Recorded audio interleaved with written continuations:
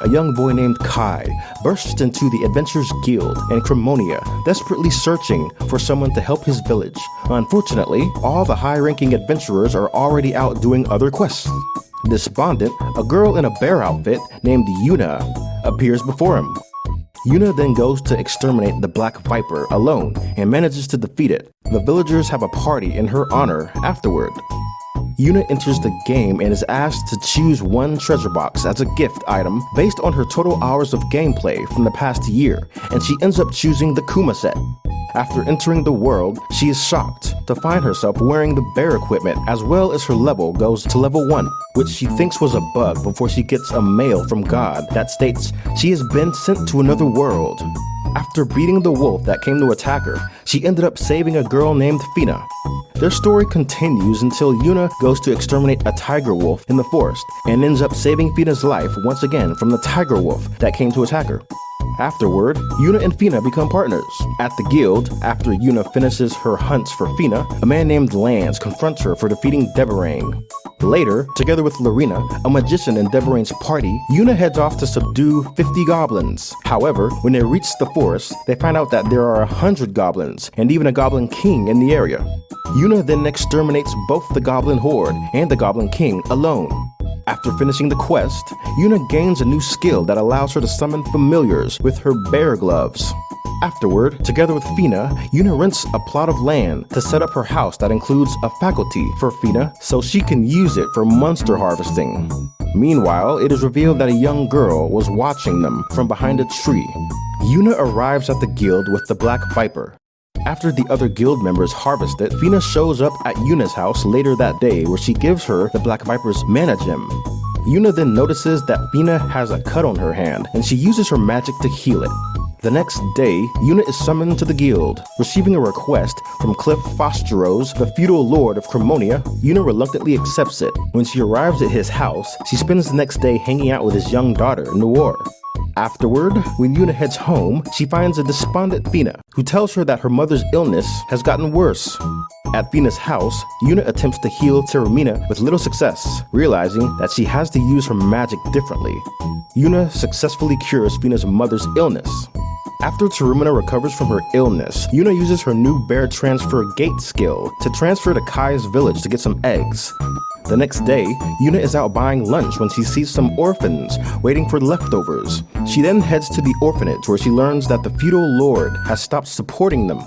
Yuna decides to help the orphanage by setting up a cookie cocoa farm so they can sell eggs. She also supplies Terumina with a job as a representative. Sometime later, Yuna calls out Cliff for abandoning the orphanage when he wonders why she will not sell his family any eggs. When Cliff returns home, he finds out that Enz Roland, the administrator of the orphanage, has been embezzling the funds. That night, Cliff apprehends Enz. At the orphanage, Cliff apologizes for what happened. At her house, Fina comforts Yuna for helping the orphanage when she expresses embarrassment for not trusting Cliff. Things appear to be going well after Terumina accepts Jens's marriage proposal. The next morning, however, Fina tells Yuna that her mother and Gens had a fight over breakfast. She then asks Yuna if she can take her and Shuri to retrieve the snow crystal flower. The trio heads to the area where the flower is located. While they are looking for it, Shuri notices something sparkly. When she discovers that it is a trapped bird, she and Fina rescue it. As the bird flies away, one of its feathers falls into Shuri's hands. When Fina and Shuri show it to their mother and Gens, they realize that it is the same feather that Roy, the girl's father, had. Fina realizes that Yuna was right when she earlier said that everything would be okay.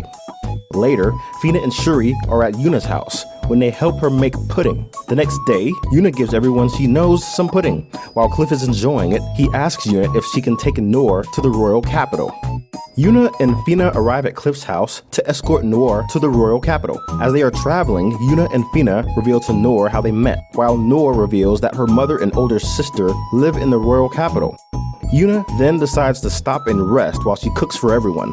The next day, the trio runs into Count Gran Berengram and his granddaughter Misana. Once everyone arrives at the royal capital, they go their separate ways, where Yuna, Fina, and Noor are greeted by Noor's mother, Eleonora.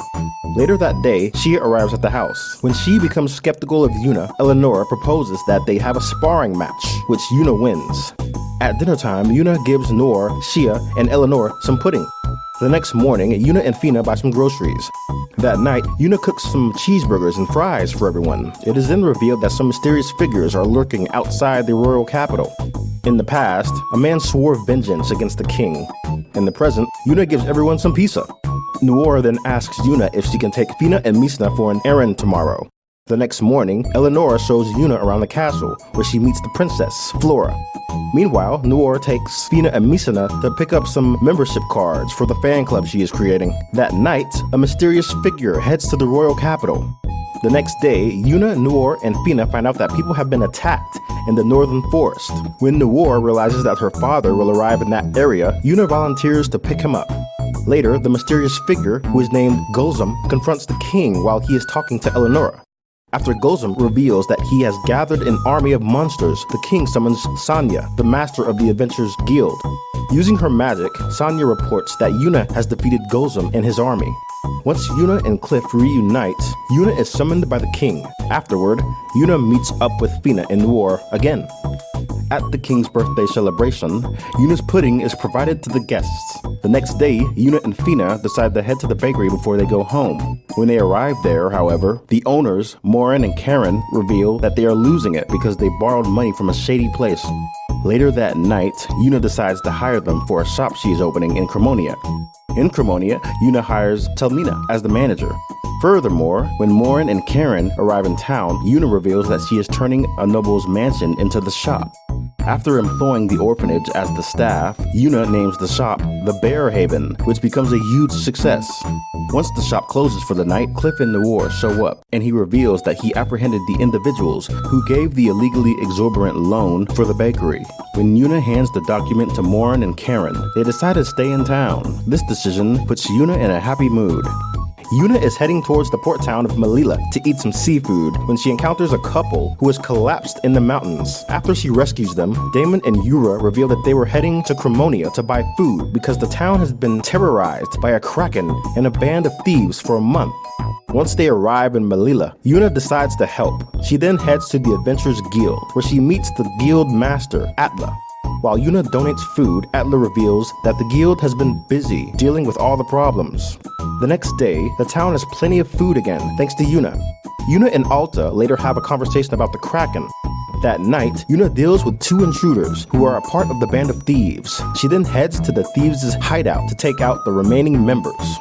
A tired Yuna brings the thieves to Atla, where she questions the leader. Meanwhile, when Zarad, the guild master of the Merchant Guild, learns that the thieves have been captured, he attempts to skip town with stolen valuables until he is apprehended.